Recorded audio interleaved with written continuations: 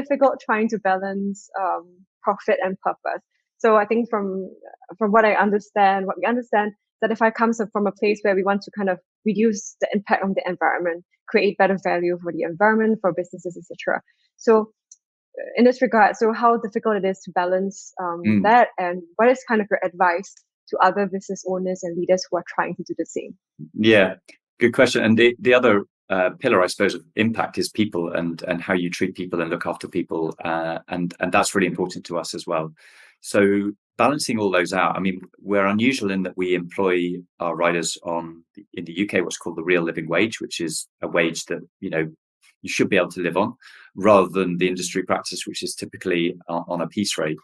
And so we're really committed to that. And people say, well, that seems like a really expensive way of doing it. Why would you do that? But I guess the investment from us is that we get riders, staff that are really committed to the brand, and will go out and sell that brand really, really well. So that's got a huge business benefit. It reduces our recruitment costs because they tend to stick with us longer, and they become these really great brand ambassadors. And in terms of environment and sustainability, I guess really it's just around the future. Like, we believe sustainability has to be part of every business and will become the norm. Everything has got to move towards zero emission. That's a must. So doing it now is, doing it early is going to be good for business as well, I believe. Great answer. I think, in other words, it's really investing in the future. And when you do invest in the future, I think you do see the benefits. And I love that you guys are focusing on the people, your people as well. I think that's super important. I think retention is always going to be in a long term cheaper than rehiring and retraining. So thanks for the answer, Rob. No problems.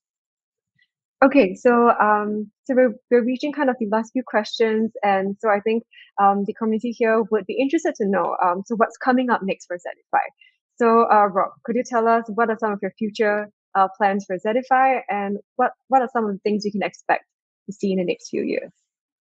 Well, we're expanding, we're growing, which is super exciting, and doing some further investment rounds to enable that.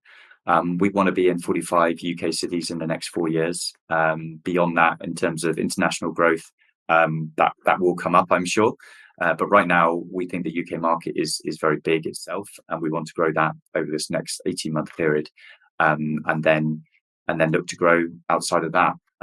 So growth for us is new hubs, widening our reach for our customers so that we can operate in more areas.